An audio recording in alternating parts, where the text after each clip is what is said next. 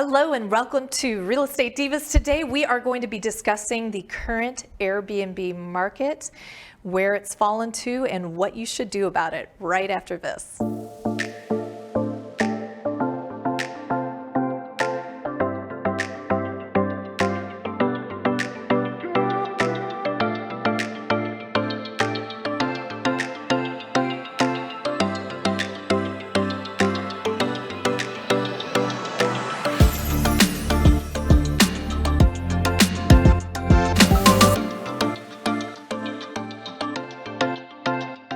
Hello and welcome to Real Estate Divas. I'm Kristin Gerst with Capricorn Mortgage Investments, here with my fabulous co-host, Jer'Leigh Thompson, and we're talking all about the Airbnb market right now.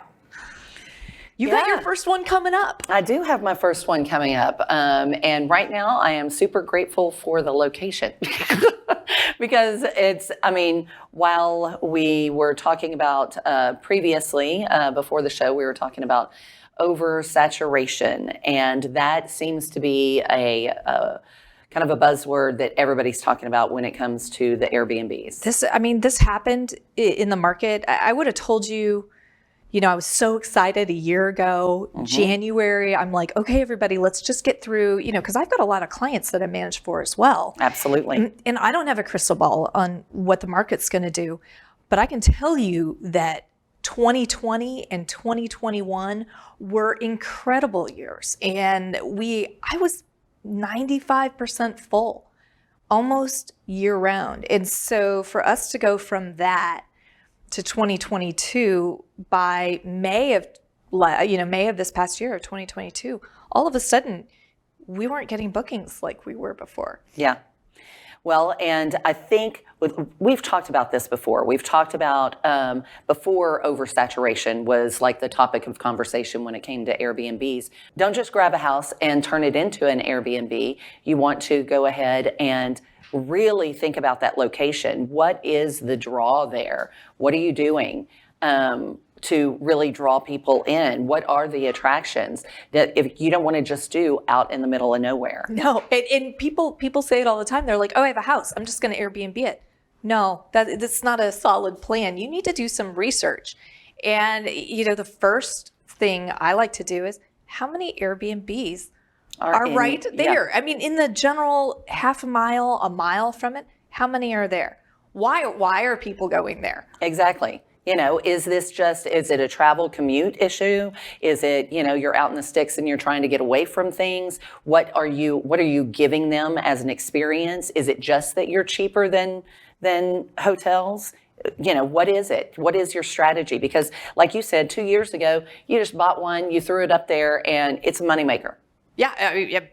I used to say, and you've heard me say this all the time, I'm like, all you need is a pulse to make money on Airbnb, a pulse. Just, it doesn't even matter what you put up there. And then a couple years ago, I discovered, all right, well, maybe that's not 100% accurate. All right, you need some marketing skill to make it. You can't just throw anything up there.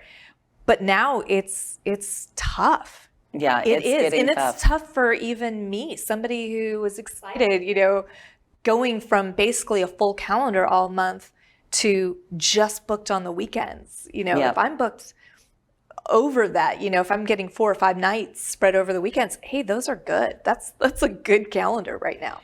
Well, so let's talk about some of those things that are issues, right? So the reason for the oversaturation is, like you said, there for a while, all you needed was a pulse and you needed the property, right? And you knew you were going to make more money on the short-term rental than you would on the long-term rental.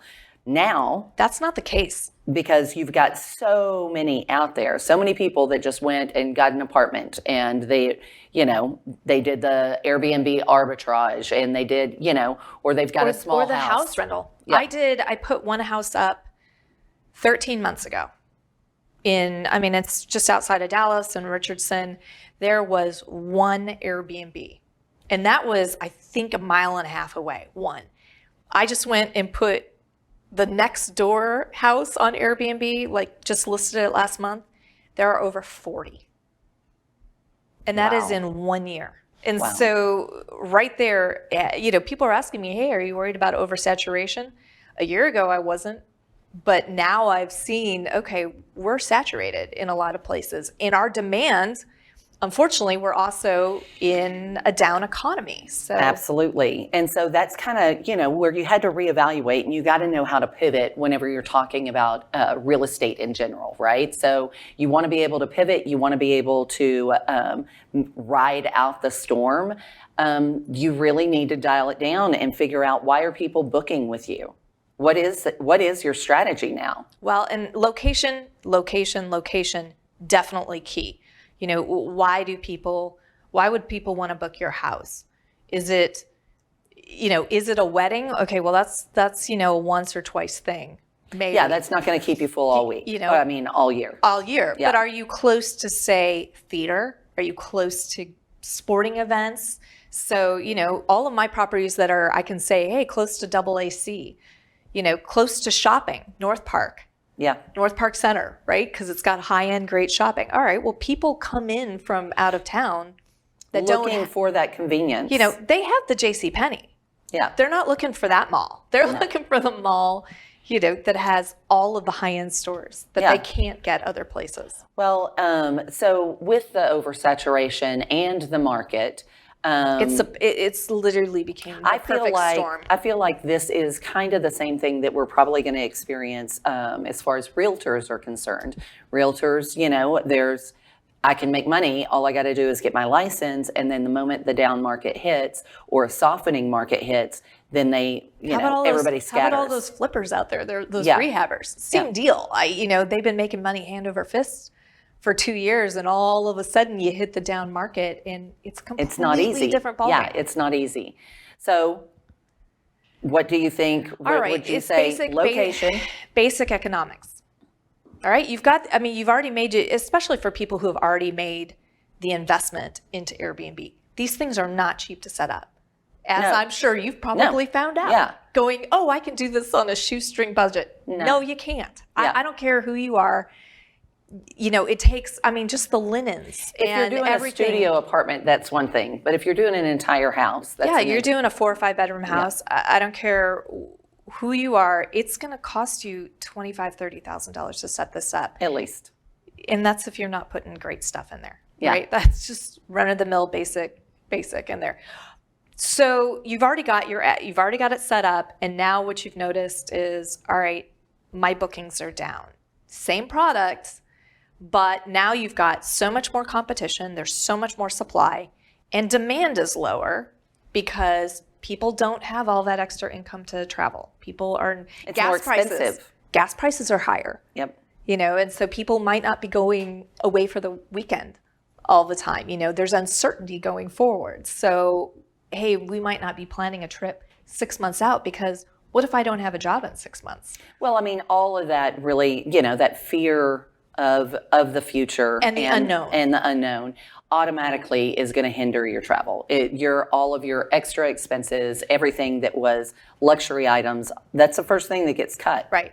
So basic economics, when you have an increase in supply and a lowering of demand, that means prices have to come down. And so if people are, if you're an Airbnb investor out there and you haven't started lowering prices, you are way behind the curve. And mine are low. Yeah. And my weekend prices, because obviously my weekends, I don't have problems getting booked. If you're sitting there on a calendar and your weekends are empty, you got a major problem. Then you've got to really come down. Then there's that's a whole new, That's something else then you really got to address. My weekends are still full. Well, one of the things that you mentioned before was like the percentages, just knowing what the percentage, definitely know what's going on in your neighborhood. How many have popped up in your neighborhood? What's your competition exactly look like? But then also your city. How much has it grown since the day you put it on the market? Like we were talking about percentages of that we're in the Texas market. Percentages in Texas. Right. So percentages in Texas. Dallas was, hold on, I'm going to cheat. I think it's 37. 37, 30. Dallas-Fort Worth was 41%. Oh, 41%. 41% up. And that was supply going from May of 2021 to May of 2022, 41% increase. Austin, 48, and Houston, 55%. That's substantial in a very short amount of time. That's in 1 year. Yeah. And so when I'm talking about a neighborhood where I went from one competitor to 43, 43 total, so 42 competitors. That's a huge difference. And you've got to know, all right, well, what is everybody else charging? Well, that's when you really got it. I mean, everybody out there, it's the know your numbers, right? We talk about this all the time. Know your numbers, dial it in, and get very detailed. Get very just down to every little grain of your business. That's when you're definitely sifting through all of those pictures. You want to make sure your property is up to par, your pricing is up to par or a little bit less, so they're constantly picking yours. And pricing is going to be an issue. Absolutely. I mean, that's cleaning fees. Obviously, now they have all the new regulations as far as being very transparent with your cleaning fees. Well, and Airbnb, the platform itself, is now changing how they're showing pricing and changing their algorithm yet again to get you showing. So they believe they want when a guest comes on Airbnb and they start looking for a property, they want to have them book something within 72 hours. So that's 3 days. So they are going to show them, Airbnb is going to show them the properties that they think they're going to like the best. And if that person is only clicking on the lowest price stuff, those are the ones that are going to get shown. Every time they go to Airbnb, those are the ones that are going to get sent to them on their social media, are those lower priced budget accommodations. And so you've really got to stand out. Those budget ones, there are things it's you a can very do. price, yeah, but it's very price specific. Right. Yeah. So, and now, it shocks me, when I go in and, I'm listening to somebody on social media and they put up their thing, go, hey, can you help me with what's wrong with my listing? And you go and look at their listing and they're not booked at all. I mean, at all. And it's like, you can't get one booking? What's going on? You've got to change some stuff.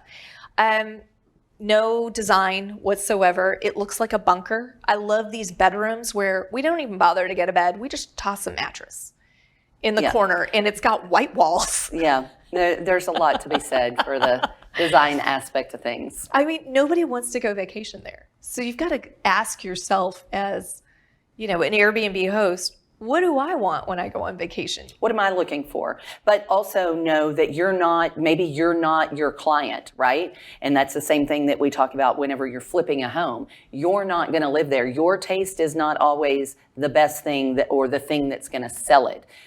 So it's do your research. Who mostly books? If it is a lower end property, if it is a budget property, see what the rest of those, how can you stand out against all the rest of them that are $80 a night? And what is going to make you stand out, somebody choose yours over the 50 that just popped up in the same region? And in 1 year. So you've got to go and you've got to look at all the amenities. I've started doing that, especially, in this one area where I've got a cluster. So it makes number sense for me to start there and go, all right, what am I competing with? How many of these properties have swimming pools?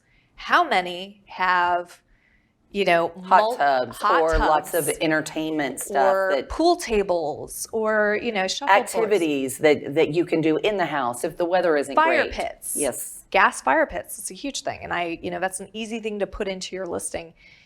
Run a gas line out your backyard and stick a fire pit out there. Yeah, hang some cafe lights. Do something in your backyard space to make that appealing and to stand out. Well, it's the same, again, going back to flipping, it's the same thing as when you're flipping a property, you're trying to, it's been easy the last couple of years, right? God, you didn't even have to do anything. You didn't hardly have to work for it. Same thing goes for the Airbnbs. You didn't have to work that hard. But now here we are, and you're having to actually work and figure out what it is, why people are coming to you, why people are booking there, or why somebody's booking someplace else. Right. And while I hate the standalone hot tubs, I do. I hate those. I've taken them out of properties instead of putting them in, just because of cleaning them, maintaining them. It's just, they're kind of a nightmare. But I was on a panel of, successful Airbnb hosts. And that was one thing the guy said to me. He said, hey, yeah, we were having problems in our Atlanta market having these properties booked. And he said, but I noticed there were only like 1 in 20 had a hot tub. He goes, so we went and dropped hot tubs at every single one of our properties. Boom. I can tell you, I just booked one, and I booked it because it had a hot tub. Yeah, and my back had been hurting. I knew the beds probably weren't going to be great. And I was like, you know what? I'm going to book this one because it's going to have a hot tub and I can chill, have my glass of wine. It's going to be cooler weather. I was up in Washington. I'm like, I want a hot tub. I want a hot tub. And I think that's especially now for your winter months when you're trying to combat all of that to do that. So again, or your winter months, something cheaper like the fire pit. That's easy, people. That's easy. And people love it. Yeah. They get some wine, they sit out there in some comfortable, Adirondack chairs and, hang out. And for the higher end properties, what are you giving them? Like I know the property we were just at, we had 2 bottles of wine and we came into some snacks that they had out for everybody. That's going to get you good reviews. But does that necessarily get them in the door? No, that doesn't. But we're just talking about standing out over in general. But because those reviews will get you. Right. The more reviews that are just over the top and swooning. And reviews go a long way. And honestly, you're going to have some bad reviews, and some of them, it's inevitable, and some of them might not be in your control. And especially if you get one of those, just kill the listing and relist. Go brand new, fresh listing. Yep. Don't. Yeah, if you can't get rid of it. If you can't get rid of it, just unlist. And they make it really easy. Yep. They're like, list the exact same listing for me, and you got to fill out a few more things, but you don't have to write anything. So your reviews are important, but it's just having decent photos and then having amenities that are going to, and if you've got something where you just stuck a bed on the floor and you've got no art on your walls. Oh, that's fine if you want $25 a night or something. I would imagine you could get it listed. The hard thing is though, if you've got a 1-bedroom, yeah, you can list it at $25 a night. I'm sure somebody would come in most of the time and rent that. But if you're dealing with these larger 3 and 4 bedroom houses, okay, well, that's getting you what? Yeah. $100 a night, where you're used to getting more like $400 a night. Well, I think the takeaway here is do your research. Figure out exactly what's going on in your neighborhood. Figure out where your pricing is. What can you do? And dissect their pictures, right? Dissect that. If you can get access to the properties, even better. But dissect those properties and see how you can outshine. Right. And you have to look at all of your competition and then know, all right, why do I like this one? What's wrong with this one? Why is this one not appealing to me?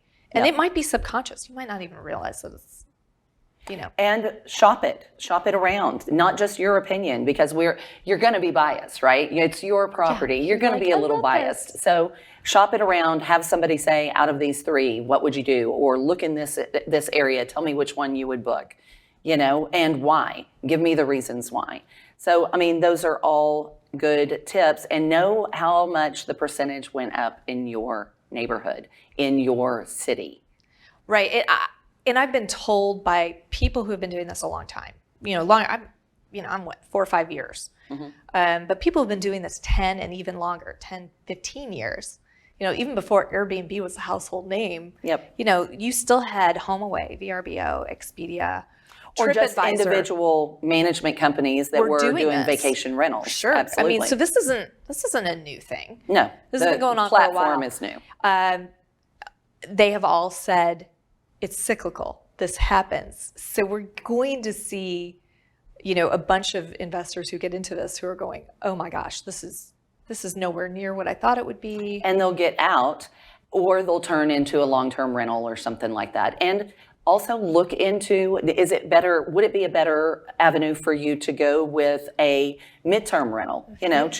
Look at those different opportunities so that you can weather the storm. And although midterm rentals, I mean, yeah, there's a lot of them out there depending on your size. So you also have to know what's good for the size of house you have. Absolutely. And are you going to be able to rent that furnished? Because you really don't want to strip the whole thing down. No.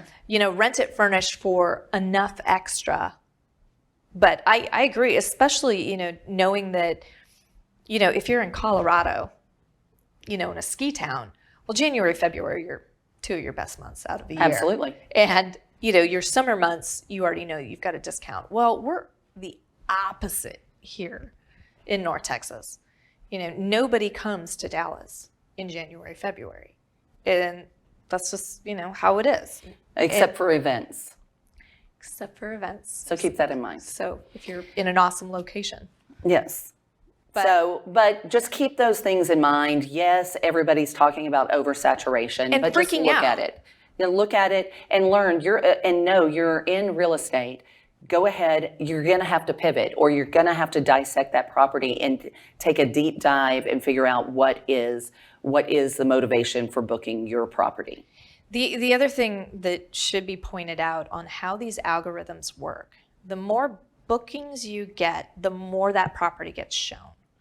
So even if you were to say, drop your price down severely to the point where it gets 2 or 3 bookings, you can then creep your price up and then creep your price up again, and it'll still get shown in the top showings because really they want something that's popular. So Airbnb and VRBO will, same deal. I will notice that my inquiries will go way up on a property once 2 things happen. Once I get a 5-star review, and once I have somebody book it. And if you've constantly got that happening, your calendar is going to stay full, but you've got to get that chain reaction going first. That's a good tip. And so getting in there and lowering your prices enough. So you can get them booked and keep it solid. And keep track of that. Yeah. Because I keep track of, well, I don't do it. I have a virtual assistant who does it. But every time there's an inquiry that comes in on a property, that gets plotted on an Excel sheet. And then I see the graph of going, okay, this property is staying, look at the inquiries are staying high. And then all of a sudden I'll have one that the inquiries are just dropped and they're way down in the toilet. Why are they way down there? So what do we do with that? And again, how do you change it? And a lot of times right now, price. Well, if you guys have any questions or y'all want to talk about your properties, tell us what y'all are going through, what you're feeling. Be sure to like, follow, and subscribe. I am Jer'Leigh Thompson with Texel Real Estate and Real Estate Reformation. And I'm Kristin Gerst with Capricorn Mortgage. Bring me your owner finance mortgage notes. I'd love to buy them. Thanks. Have a good one.